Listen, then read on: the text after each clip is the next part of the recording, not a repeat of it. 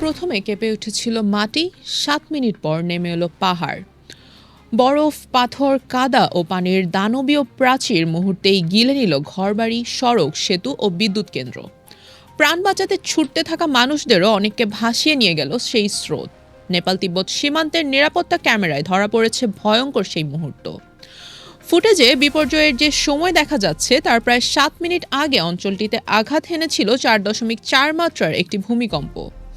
এরপর হিমবাহের একটি বিশাল অংশ ভেঙে প্রায় ১,২০০ মিটার নিচের উপত্যকায় আছড়ে পড়ে। তারপরই ভয়াল সেই বন্যা। এর মধ্যেই ভয়াবহ এই বন্যার নেপথ্যের কারণ অনুসন্ধানে শুরু হয়েছে গবেষণা।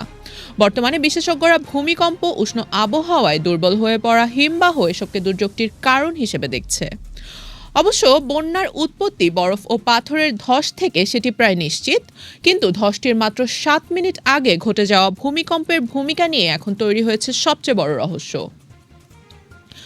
German research centre for geosciences জানিয়েছে, চীনের তিব্বত অংশে থাকা নিরাপত্তা ক্যামেরায় বিপর্যয় ধরা পড়ার আনুমানিক ৭ মিনিট আগে ভূমিকম্পটি রেকর্ড করা হয়।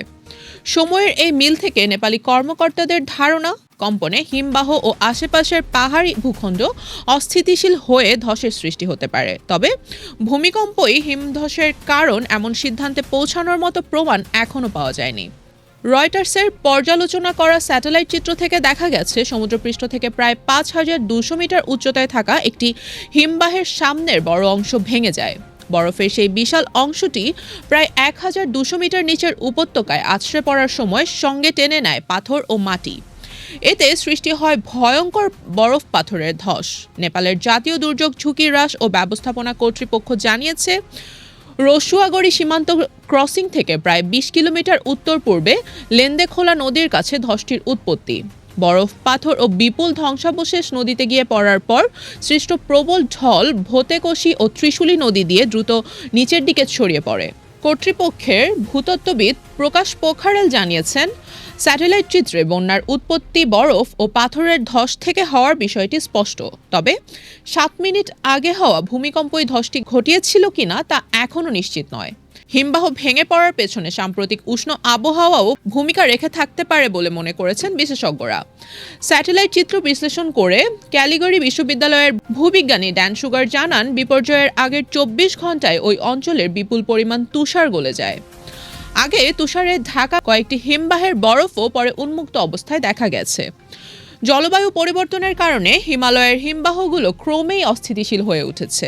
জাতিসংঘের আগের হিসাব অনুযায়ী গত ৩ দশকের কিছু বেশি সময়ে নেপালের পাহাড়গুলো প্রায় ১/৩ বরফ হারিয়েছে। সর্বশেষ দশকে দেশটির হিমবাহ গলার গতি আগের দশকের তুলনায় ৬৫% বেড়েছে। তবে নির্দিষ্ট এই ধসের জন্য সরাসরি জলবায়ু পরিবর্তনকে দায়ী করতে এখনই রাজি নন বিজ্ঞানীরা। ভূমিকম্প ও উষ্ণ আবহাওয়ার পাশাপাশি এই অঞ্চলের নির্মাণ কাজ সহ অন্য কোনো বিষয় হিমবাহটিকে দুর্বল করেছিল কিনা তাও তদন্ত করে দেখা হবে। ধসের পর বরফ, কাদা ও পাথরের স্রোত এত দ্রুত নিচের দিকে নেমে আসে যা গালছি এলাকায় মাত্র আধা ঘন্টায় নদীর পানি প্রায় ৯ মিটার বেড়ে যায়। নিরাপত্তা ক্যামেরার ফুটেজে দেখা যায়, সীমান্ত এলাকায় মানুষ প্রাণ বাঁচাতে দৌড়াচ্ছেন। কয়েক মুহূর্তে এর মধ্যেই বিশাল স্রোত ভবন ও গাড়ি ভাসিয়ে নিয়ে যায়। বিপদ এখনও পুরোপুরি কাটেনি। লেন্দেখোলা নদীর উজানে একটি বড় বাধা রয়ে গেছে বলে জানিয়েছে কর্তৃপক্ষ। সেটি হঠাৎ ভেঙে গেলে দ্বিতীয় দফায় আরও একটি ঢল নামতে পারে।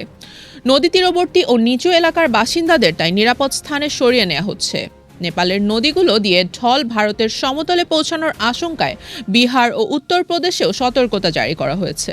নেপাল ও তিব্বত মিলিয়ে এই দুর্যোগে অন্তত ১৬০ জনের মৃত্যুর খবর পাওয়া গেছে। এখনও নিখোঁজ রয়েছেন কয়েকশো মানুষ। তবে বিপর্যয়ের চূড়ান্ত কারণ জানতে বিজ্ঞানীদের অপেক্ষা করতে হচ্ছে আরও তথ্য ও স্যাটেলাইট চিত্রের জন্য। বিশেষ করে ভয়াল ঢলের ৭ মিনিট আগে রেকর্ড হওয়া ভূমিকম্পটির ভূমিকা ছিল কিনা সেটি এখন তদন্তের কেন্দ্রবিন্দু। রুবাইয়া জান্নাত, টাইমস 24।